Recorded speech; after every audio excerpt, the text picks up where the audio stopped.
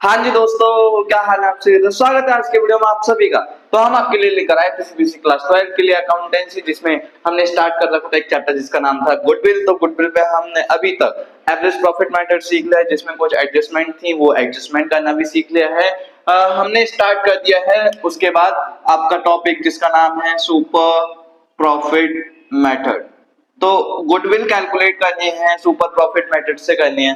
तो super profit के अंदर सबसे पहले आपको सुपर प्रॉफिट कैलकुलेट करना है, सेकंड पे आपको क्या करना है, गुडविल निकालने। गुडविल के लिए हम सुपर प्रॉफिट को किससे मल्टीप्लाई कर देते हैं, नंबर ऑफ ईयर परचेज। जैसे एवरेज प्रॉफिट होता था, एवरेज प्रॉफिट को multiply number of year purchase से करते थे, बट यहाँ पे सबसे पहले क्या निकालना है आपको, सुपर प्रॉफिट। अब सुपर प्रॉफिट निकालने के लिए पहले आपको average profit minus normal profit. Average profit तो आपको पता हुआ है कि एवरेज प्रॉफिट होता है आपका year 1 plus year 2 plus year N. जहां तक मेरे को निकालना है सारे ईयर के प्रॉफिट ऐड कर दो, लॉस होगा तो माइनस करना, नंबर ऑफ ईयर से डिवाइड करना, इतना तो हमने कर रखा है। उसके बाद आता है आपका अगला एनपी। एनपी मतलब नॉर्मल प्रॉफिट। नॉर्मल प्रॉफिट कैसे कैलकुलेट करते हैं, नॉर्मल प्रॉफिट को कैलकुलेट करा जाता है capital employed into normal rate of return. Capital employed क्या होता है, हमने सीखा था कि कैपिटल एम्प्लॉयड को निकालने के दो अप्रोच, एक है आपकी एसेट अप्रोच, एक होती है लायबिलिटी अप्रोच। एसेट अप्रोच के अंदर आपको टोटल एसेट में से माइनस करनी है आउटसाइड लायबिलिटी। क्या माइनस करनी है, आउटसाइड लायबिलिटी। लायबिलिटी अप्रोच के अंदर कैपिटल अकाउंट अगर करंट दिया हुआ तो करंट अकाउंट को ऐड करेंगे, प्लस कर देंगे रिजर्व एंड सरप्लस, मतलब कि जनरल रिजर्व, प्रॉफिट वगैरह। और इनके अलावा दोनों में से माइनस होते हैं तीन आइटम जो बैलेंस शीट के अंदर होंगे।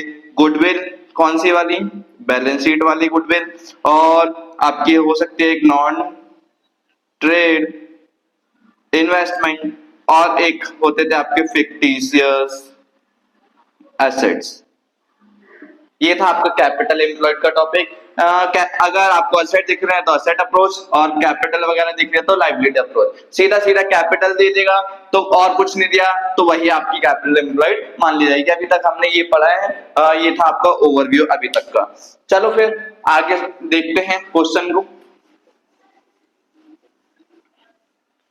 क्वेश्चन क्या कह रहा है, XY are partner, their combined capital are 2,50,000। तो मेरे को नजर आ रहा है 2,50,000 क्या हो सकता है, नॉर्मल प्रॉफिट में कैपिटल एम्प्लॉयड हो सकता है। एनआरआर 10% है। तो क्या सबसे पहले मैं क्या निकाल सकता हूं, नॉर्मल प्रॉफिट। क्या निकाल सकता हूं, नॉर्मल प्रॉफिट। कैसे, जो आपकी कैपिटल एम्प्लॉयड है उसे एनआरआर से क्या कर देना, मल्टीप्लाई, और 100 से डिवाइड। तो कैपिटल एम्प्लॉयड अभी तक 2,50,000 आया तो 2,50,000 लिख दिया। एनआरआर बता दिया 10%, 10% का मतलब 10/100, 0,000। तो आपका आया नॉर्मल प्रॉफिट 25,000। पहला स्टेप क्लियर है। अब उसने प्रॉफिट्स बताए हैं लास्ट 4 ईयर के, 4 ईयर के इसलिए बताएगा कि क्या निकाल सकते हैं हम 4 ईयर से एवरेज प्रॉफिट। ईयर 1 का 35 है, ईयर 2 का 25, 32 एंड 33 निकल जाएगा। सारी चीजें प्लस करनी है, 4 से डिवाइड करनी है, कैलकुलेट करनी है goodwill on the 3 year of purchase. Number of year purchase बता दिया 3 है, एवरेज लेना 4 ईयर का, और कौन सा मेथड लगाना है, सुपर प्रॉफिट मेथड लगाना है। एट द एंड एक बात लिख दी, closing stock for the year 3 was overvalued. आप कैलकुलेशन करोगे, किसकी कैलकुलेशन करोगे, एवरेज प्रॉफिट की। तो वहां पे आप लिखोगे ईयर 1, ईयर 2, ईयर 3, ईयर 4। यहाँ पे प्रॉफिट्स लिखोगे। क्या लिखोगे, प्रॉफिट्स। तो प्रॉफिट है 35, 25, 32 एंड 33, और एक ईयर में क्या आ गया, एडजस्टमेंट। वो एडजस्टमेंट आपको अब करना पड़ेगा, अगर एडजस्टमेंट नहीं होता तो चारों साल में जोड़ देता। एडजस्टमेंट ये है कि क्लोजिंग स्टॉक आपका हो गया है ओवर वैल्यू। क्लोजिंग स्टॉक का मतलब क्या होता है, एक तरीके से ये तुम्हारे क्रेडिट में आता है, क्रेडिट में आता है तो एक तरीके से इनकम। इतना समझ में आया। ट्रेडिंग के डेबिट क्रेडिट में आता, तो क्रेडिट में है तो क्रेडिट वाले आइटम फायदे वाले होते हैं, तो इनकम मानी होगी। और ये ओवर वैल्यू है, मतलब कि ज्यादा है। अगर मैंने इनकम ज्यादा दिखा दी है तो उससे तुम्हारे प्रॉफिट भी क्या हो गए होंगे, ज्यादा हो गए होंगे। अब वो चीज ज्यादा है, उसे मेरे को क्या करना पड़ेगा, रिड्यूस करना पड़ेगा। तो यहाँ पे ईयर नंबर कौन सा बोला, 3 में मेरे को प्रॉफिट कितना कम करना पड़ेगा, 5000, क्योंकि ये एक्चुअल प्रॉफिट नहीं है। ईयर 1 to 4 में कुछ नहीं है, यहाँ पे आ जाएगा आपका एवरेज नॉर्मल प्रॉफिट।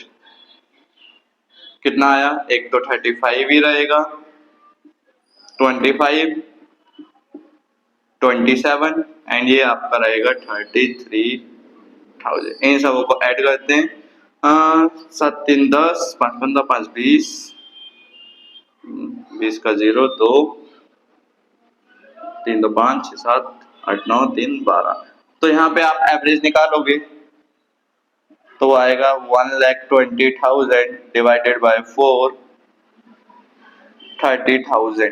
ठीक है, अब आपका क्या निकलेगा, सुपर प्रॉफिट। कैसे, average profit minus normal profit. Average आया आपका 30, नॉर्मल आया आपका 25, तो आपका सुपर प्रॉफिट निकल के आया 5,000। यहाँ पे गुडविल निकालते हैं। गुडविल कैसे निकलेगी, जो आपका सुपर प्रॉफिट है उसे किससे मल्टीप्लाई करना है, नंबर ऑफ ईयर परचेज। तो 5,000 आपका सुपर प्रॉफिट, 3 साल के लिए बोला था, 15,000 क्या आ जाएगा, आंसर आ जाएगा। अंडरस्टैंड। तो चलिए बढ़ते हैं अगले क्वेश्चन की ओर। अगला क्वेश्चन है क्वेश्चन नंबर 2। तो क्वेश्चन नंबर 2 क्या कहता है, फाइंड द गुडविल। क्या कैलकुलेट करनी है, गुडविल करनी है by the super profit method. If number of year was 3, number of year purchase बता दिया कितने साल के लिए निकालने, 3 साल के लिए। एवरेज प्रॉफिट भी बता दिया है कितना है, एवरेज प्रॉफिट 50,000। तो सबसे पहले हमारा काम क्या होता था, सुपर प्रॉफिट निकालना। तो सुपर प्रॉफिट होता था आपका एवरेज प्रॉफिट माइनस कर दो क्या, नॉर्मल प्रॉफिट। तो आपका एवरेज प्रॉफिट 50,000 दिया हुआ है, 50,000 में से आपको क्या माइनस करना है, नॉर्मल प्रॉफिट। अब यहाँ पे क्या होने वाला है, यहाँ पे आपको निकालना है नॉर्मल प्रॉफिट। नॉर्मल प्रॉफिट का मतलब होता था कि जो भी आपकी क्या आएगी, कैपिटल एम्प्लॉयड आएगी, उसे आप एनआरआर से क्या कर दोगे, मल्टीप्लाई। यहाँ पे एनआरआर नहीं है तो आप इधर एनआरआर को 10% लिख लीजिए, 1 सेकेंड।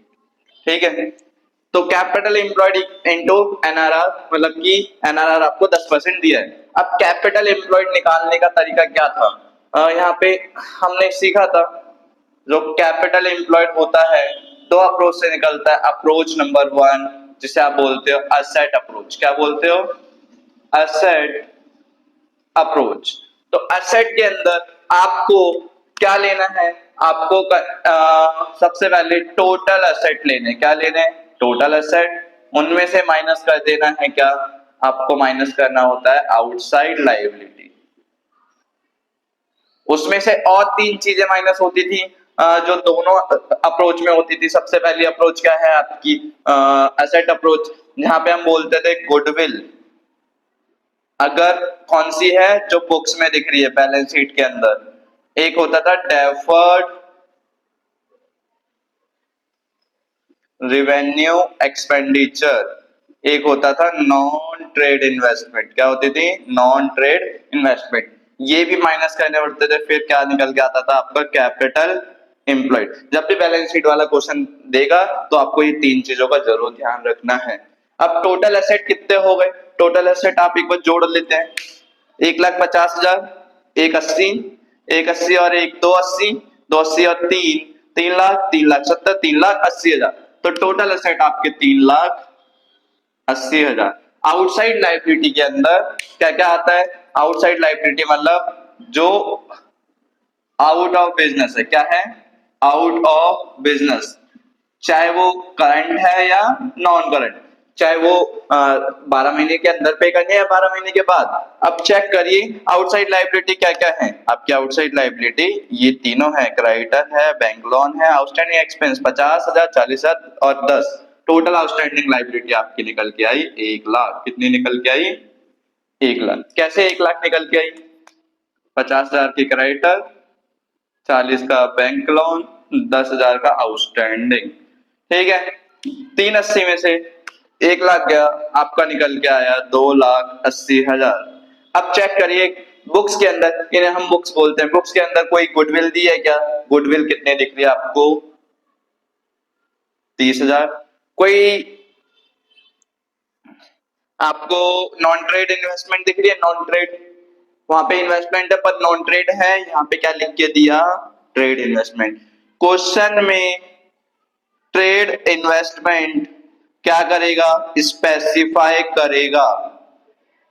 इफ नॉट स्पेसिफाई, अगर वो नहीं बता रहा कौन सी इन्वेस्टमेंट है, तो आप उसे कौन सी इन्वेस्टमेंट मानोगे? नॉन ट्रेड इन्वेस्टमेंट, एंड आप उसे क्या करोगे? माइनस करोगे। अंडरस्टैंड?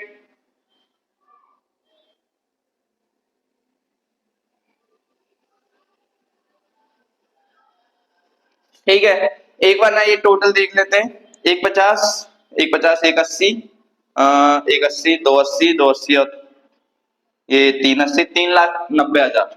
ये कितना है आपका? 3,90,000। 390 में से एक गया 290, 290 में से एक 30,000 माइनस करना है। डेफर्ड रेवेन्यू एक्सपेंडिचर दिया हुआ है, कितना दिया हुआ है? 10,000 दिया हुआ है, और नॉन ट्रेड इन्वेस्टमेंट नहीं है, तो ये आया आपका 2,50,000। कैपिटल एम्प्लॉयड आपका 2,50,000 आया, एनआरआर 10% है, तो आंसर आपका आएगा नॉर्मल प्रॉफिट का 25,000। अब क्या होगा? 50 में से कितना माइनस करना पड़ेगा मेरे को? यहाँ पे 25 माइनस करना पड़ेगा, और यहाँ पे जैसे मैं 25 माइनस कर दूंगा तो आपका प्रॉफिट कितना निकल के आया? 25,000 निकल के आया। कौन सा वाला? Super profit. अब यहाँ पे मेरे को क्या कैलकुलेट करनी है? Goodwill by super profit. तो आपको सुपर प्रॉफिट को मल्टीप्लाई लेना है नंबर ऑफ ईयर परचेज। आपका सुपर प्रॉफिट कितना निकला? 25,000। नंबर ऑफ ईयर कितना कितना दिया? 3। तो 25 को 3 से करा 75,000, क्या निकल गया? ही गुडविल। अब ये कैपिटल एम्प्लॉयड निकाला है ना, इसका एक और तरीका है। एक और तरीका क्या है? ये कैपिटल एम्प्लॉयड आप कौन से अप्रोच से भी निकाल सकते हो? लायबिलिटी अप्रोच, क्योंकि उसमें दिख रहा है लायबिलिटी में हम क्या कहते थे? कैपिटल रिजर्व सरप्लस, और अगर करंट दिया हुआ है तो कैपिटल रिजर्व सरप्लस जोड़ो, तो ये आपका कितना आया?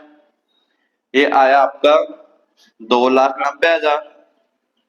उसमें से फिर से वही 3 चीजें, सबसे पहले goodwill, non trade investment minus deferred revenue expenditure. एक चीज थी आपकी 30,000, नॉन ट्रेड इन्वेस्टमेंट है नहीं, बाकी ये है 10,000, तो ये आपका आया 2,40,000। कितना आया? 2,40,000। अंडरस्टैंड? जहां बैलेंस शीट वाला क्वेश्चन देगा वहां कैपिटल एम्प्लॉयड सही से निकालिएगा। ठीक है, एक बार नोट करिए जल्दी से। ठीक है, यहाँ तक समझ आया? कोई दिक्कत? बुक के पीछे सुपर प्रॉफिट मेथड के क्वेश्चन दिए हुए हैं, वो क्वेश्चन जरूर करिएगा। कैपिटल एम्प्लॉयड कैसे निकालते हैं वो आना चाहिए। कैपिटल एम्प्लॉयड के अंदर किन किन चीजों को ध्यान में रखना है? सबसे पहले, अगर इन्वेस्टमेंट के आगे ट्रेड नहीं लिखा हुआ तो वो नॉन ट्रेड इन्वेस्टमेंट होगा। अगर क्वेश्चन नहीं बता रहा है इन्वेस्टमेंट ट्रेड वाली है नॉन ट्रेड वाली है, मेरे को हमेशा मान के चलनी है वो क्या होगी? Non trade investment. Capital employed निकालने के 2 अप्रोच है। अप्रोच 1, अप्रोच 2, अगर कैपिटल दे रहा है, क्या दे रहा है? कैपिटल दी है तो सीधा सीधा लायबिलिटी अप्रोच हो जाएगी, और कुछ नहीं दिया तो सीधा वही कैपिटल एम्प्लॉयड बन जाएगी। बट अगर एसेट दिए तो एसेट ही क्या बनेंगे? कैपिटल एम्प्लॉयड बनेंगे। अगर लायबिलिटी दी है तो आउटसाइड लायबिलिटी दी है तो माइनस करने पड़ेंगे। ठीक है, आई होप ये वीडियो समझ आई होगी आपको। अगर आपको कोई भी डाउट होते हैं तो आप कमेंट सेक्शन में पूछ सकते हैं, and don't forget to like, subscribe and share. Thank you for watching.